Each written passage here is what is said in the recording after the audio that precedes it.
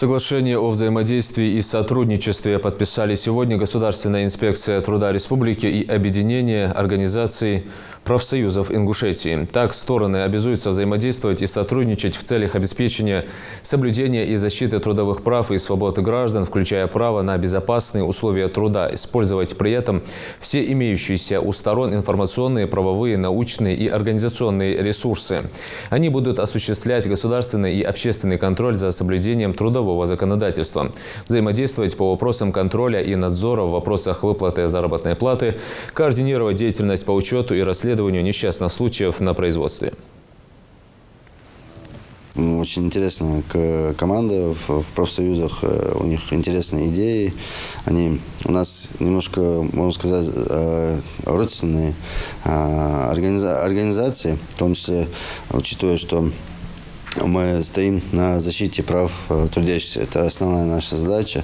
Но дело в том, что мы и так привлекаем представителей профсоюзных организаций при расследовании тяжелых несчастных случаев со смертельным исходом, организовываем в плане обучения, взаимодействия.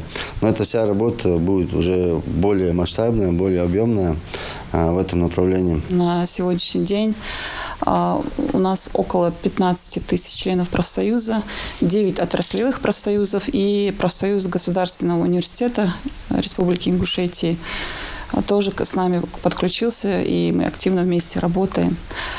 На данный момент у нас идет становление по поручению главы республики. У нас было большое такое совещание с главой республики, и там были даны поручения о открытии первичных профсоюзных организациях, о взаимодействии с профсоюзами. На данный момент у нас запущена большая программа, она называется «Профсоюзный дисконт». Для удобства членов профсоюзов мы хотим, чтобы вот по этой карте